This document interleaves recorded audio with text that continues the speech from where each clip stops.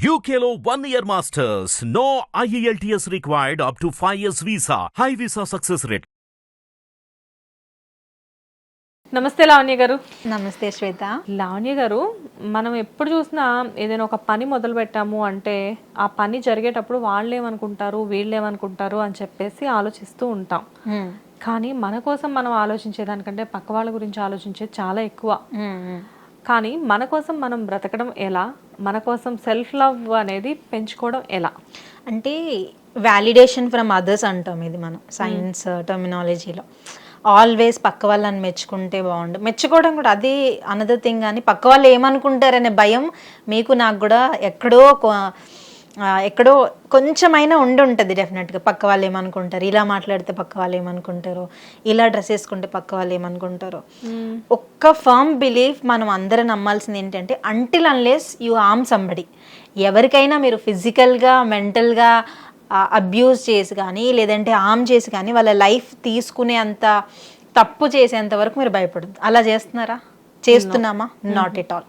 So అంతకు మించి చిన్న చిన్న వాటికి, అంటే ఫర్ ఎగ్జాంపుల్ మీరు ఒక డ్రెస్ వేసుకున్నారు, ఈ డ్రెస్ నాకు బాగుంటుందా లేదా, పక్క వాళ్ళు ఎలా చూస్తారు. ఫస్ట్ డ్రెస్ నాకు నచ్చుతుందా అనే థాట్ మనకు ఉండదు, పక్క వాళ్ళు ఎట్లా చూస్తారు అనేది ఉంటుంది. అంటే మనము మన కోసం మనం ఇష్టమైన వాటిని వేసుకుంటున్నామా లేదంటే పక్క వాళ్ళ వ్యాలిడేషన్ కోసం వేసుకుంటున్నామా.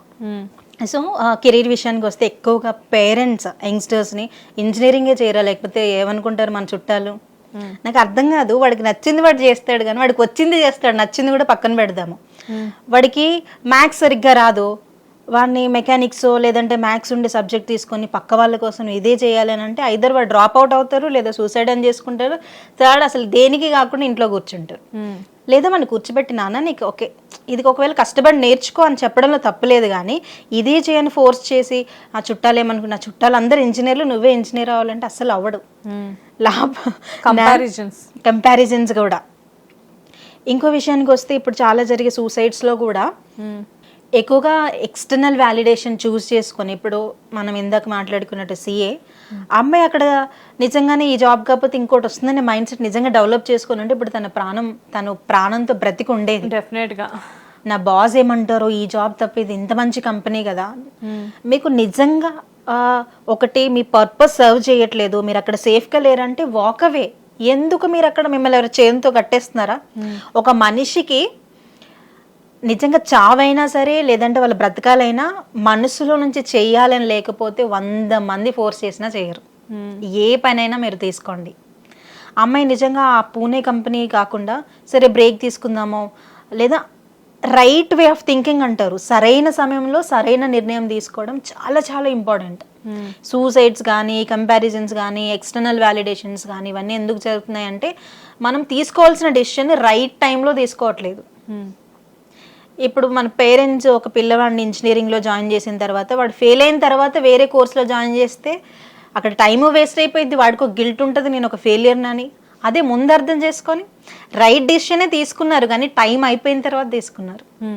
మీరు చూడండి ఇప్పుడు అనస్థీషియా ఇచ్చినప్పుడు కానీ హాస్పిటల్స్లో ఈ పర్టికులర్ పీరియడ్ ఆఫ్ టైంలోనే ఆపరేషన్ చేయాలి లేదంటే చచ్చిపోతారని అంటారు. ఎగ్జాక్ట్లీ. టైంకి ఎందుకు అంత వాల్యూ అని అంటే నిజంగా ప్రపంచంలో ఏదైనా ప్రెషియస్ థింగ్ ఉందంటే నిజంగా టైం మాత్రమే.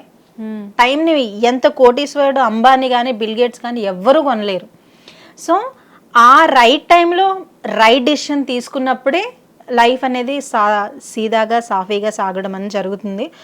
సో ఎక్స్టర్నల్ వ్యాలిడేషన్ ఎప్పుడైతే ఎక్కువగా సీక్ చేస్తుంటామో నలుగురు ఏమనుకుంటారు, ఈ మధ్య రీల్స్లో కూడా బాగా ట్రెండ్ అవుతుంది ఆ నలుగురు మేమేం అనుకోము అని. నిజంగా అది నిజమైతే బాగుండేమో అనిపిస్తుంది నాకు. ఎప్పుడు కూడా ఆ నలుగురు కోసమే, నలుగురు ఏమనుకుంటారు, ఇంట్లో అమ్మాయి ప్రేమించి పెళ్లి చేసుకుంటే ఆ నలుగురు ఏమనుకుంటారు, ఆ నలుగురు అనే మూవీ కూడా ఉండే ఉంటుంది. కొంతమంది ఆ నలుగురు ఎప్పుడో చచ్చిపోయారని కూడా చెప్తున్నారు. సీరియస్గా అంటే సొసైటీతో పని లేకుండా నేనే రాజు నేనే మంత్రిగా బ్రతకమని నేను చెప్పట్లేదు, కానీ కొంచెం మనం ఒకటి అర్థం చేసుకోవాలి. మనం చనిపోయినప్పుడు కూడా ఆ నలుగురు కొద్దిసేపు ఏడ్చి నెక్స్ట్ 4 రోజులకు మర్చిపోతారు. ఇది జీవిత సత్యం, నేను రియలైజ్ అయిన పాయింట్. సో మీ డెత్ కూడా వాల్యూ అవ్వట్లేదని అంటే how uncertain, how short your life, దానికోసం ఎందుకు బుర్ర పగలు కొట్టుకొని ఒక రిలేషన్షిప్ కోసమో, ఒక డబ్బు కోసమో, లేదంటే ఎవరో నన్ను మెచ్చుకోవాలనో, లేదా మెప్పుల కోసం మనం పరిగెత్తుకుంటూ చివరికి ప్రాణం తీసుకునేంతవరకు వెళ్తున్నాము. డిప్రెషన్ వరకైనా ఓకే, డిప్రెషన్ నుంచి బయటపడవచ్చు, కానీ లైఫే ఎండ్ చేసుకునేదాకా వెళ్తున్నాము. మీరు చూస్తే బాలీవుడ్ కానీ, లేదంటే పెద్ద పెద్ద ఇండస్ట్రీలో సరైన అవకాశాలు రాలేదు అని సూసైడ్ చేసుకునే మంచి మంచి స్టార్స్, మీరు సుశాంత్ సింగ్ని తీసుకున్నా కానీ, లేదంటే చిన్న చిన్న వాటికి సూసైడ్ చేసుకున్న వాళ్ళు, లైఫ్ని ఎండ్ చేసుకున్న వాళ్ళు. మీరు రీసెంట్గా చూస్తే దిస్ సీరియల్ సెలబ్రిటీస్, తన కో యాక్టర్ చనిపోయిందని డిప్రెషన్తో ఆయన సూసైడ్. అవునవును. అంటే నీ లైఫ్ ఒకరి మీద ఎందుకు ఆధారపడి ఉంటుంది?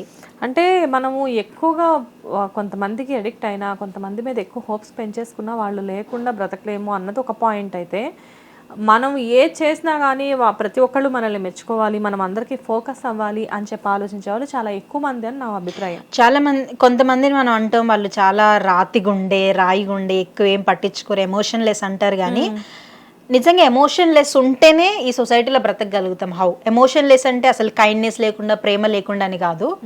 ఎమోషన్స్ ని ఎంతవరకు ప్రాసెస్ చేయాలో అంతవరకు ప్రాసెస్ చేయాలి. ఇప్పుడు మీరు ఒక కంపెనీకి బాస్ అనుకుందాము, మీరు ఇంట్లో కేరింగ్ లవబుల్ ఉన్నట్టు కంపెనీ మీ ప్రాజెక్ట్స్ చేసే దగ్గర మీరు ఉండలేరు కూడా. You got my point. So ఎక్కడ ఎలాంటి ఎమోషన్స్ని ఎప్పుడు ఎలా ప్రాసెస్ చేయాలో అది మనం తెలుసుకోవడం చాలా ఇంపార్టెంట్. ఎప్పుడు నేను కైండ్గానే ఉంటా ప్రతి సిచ్యువేషన్లో అంటే అది వర్కౌట్ అవ్వదు. ఎప్పుడు నేను చాలా స్టబ్బన్గా, చాలా మొండిగా, చాలా క్రూయల్గా, చాలా బాజీగా ఉంటా అంటే అది కూడా వర్కౌట్ అవ్వదు. మనకున్న ప్రతి ఎమోషన్స్ని ఏ టైంలో బికాస్ అదే కదా ఎమోషనల్ ఇంటెలిజెన్స్ అనేది చాలా పెద్ద కాన్సెప్ట్. మనకున్న ఎమోషన్స్ పైన మనకి కంట్రోల్ ఉండడం అనేది అదే లైఫ్ మేజర్ సూత్రం. అది మనకు తెలుసుకున్నప్పుడు ఒకరు మన తిట్టగానే కొద్దిసేపు బాధపడతాం. కానీ నేనేమంటానంటే ఎవరైనా మిమ్మల్ని ఏమన్నా అంటే ఏడవండి, బాధపడండి, వస్తువులు పగలగొట్టండి, అన్నీ చేయండి, బట్ దాని నుంచి నెక్స్ట్ డే బయటికి రావాలి. అక్కడనే ఉన్నామంటే లైఫ్ అక్కడే స్టక్ అయిపోయింది. మీరు చూడండి, ఎవరో మిమ్మల్ని తిట్టారు, ఆ థాట్ మీరు అక్కడ వరకు ఉండదు. ఆ థాట్ మిమ్మల్ని కొన్ని నెలలు, కొన్ని వారాలు మీ బ్రెయిన్లో ట్రావెల్ చేస్తూ ఉంటుంది. సో అలా ట్రావెల్ చేయడం వల్ల అది గుర్తుకొచ్చిన ప్రతిసారి ఆ పెయిన్ అనేది ట్రిగ్గర్ అవుతుంది. సో దాన్ని అక్కడే విడిచిపెట్టండి. అక్కడ విడిచిపెట్టినప్పుడు యూ కాంట్ అంటే దాన్ని ఇంకా హార్ట్కి తీసుకుని ఇంకో చేయాల్సిన మంచి పని కానీ చేయాల్సిన మీ కెరీర్లో తీసుకోవాల్సిన నెక్స్ట్ స్టెప్ కూడా ఆగిపోతాయి. సో ఏడ్చినంతసేపు ఏడవండి, తిట్టండి, వస్తువులు పగలొట్టండి, ఎట్లా అనిపిస్తే అట్లా చేయండి, బట్ కమ్అవుట్ బయటకు మాత్రం రావాలి, అవుట్కమ్ ఉండాలి అంటారు. డెఫినెట్ గా బయటికి రావడం ఇంపార్టెంట్. సో వాలిడేషన్ తీసుకోవడం, మీరు ఇప్పుడు చూసుకుంటే గొప్ప గొప్ప లీడర్స్ కానీ వాళ్ళందరూ చెప్తారు మీరు ఎందుకు ఇంత సక్సెస్ఫుల్ అయ్యారని. అంటే ఎవరేమంటున్నారో నేను పట్టించుకోలేదు, లేదంటే నన్ను అప్పుడు అందరూ డిస్కరేజ్ చేశారు కానీ పట్టించుకోలేదు. ఇది same answer from every billionaire. వాళ్ళు నిజంగా పట్టించుకొని ఉంటే ఇప్పుడు చూడండి గొప్ప గొప్ప వ్యక్తుల మీద ఎన్నో రకాల గాసిప్స్ ఉంటాయి. అరే నన్ను ఇట్లా అంటున్నారా, సీఎంస్ ని కూడా తిట్టే వాళ్ళు చాలా మంది ఉంటారు. నిజంగా నాకు మంచి పేరు లేదే, ఆ నలుగురు నన్ను ఏమనుకుంటారో. కోట్ల మంది వాళ్ళని హేట్ చేసినా కూడా, కోట్ల మంది పనికిరాని వాడు స్కామర్ అన్నా కూడా రేపు ప్రెస్ ముందుకెళ్ళి ఎంతో హ్యాపీగా ప్రాజెక్ట్స్ గురించి మాట్లాడతారు. అంత గుండె ధైర్యం మనందరికీ నిజంగా అవసరం. సో అలాంటి మంచి పనుల కోసం, మళ్ళీ చెడ్డ వాటిని ఎంకరేజ్ చేయమన్నట్లేదు నేను, మంచి వాటి కోసం అలాంటి గట్స్, అలాంటి బ్రేవరీ క్రియేట్ చేసుకోండి. సో దట్ లైఫ్ చాలా చాలా హ్యాపీగా లీడ్ అవుతుంది. సో మన లైఫ్ మన కోసం మనం బ్రతుకుదాము, ఇతరుల కోసం మాత్రం అసలు ఆలోచించే ఆ ఆలోచన కూడా మన థాట్లోకి రావద్దు. Super ma'am, super. Thank you so much. Thank you. Hit TV app ని డౌన్లోడ్ చేసుకోండి. ఇందులో short news, live news, entertainment movies అన్ని అవైలబుల్ గా ఉన్నాయి. Please download hit TV app. Hit TV app. Hit TV app ని ఫ్రీగా download చేసుకోండి.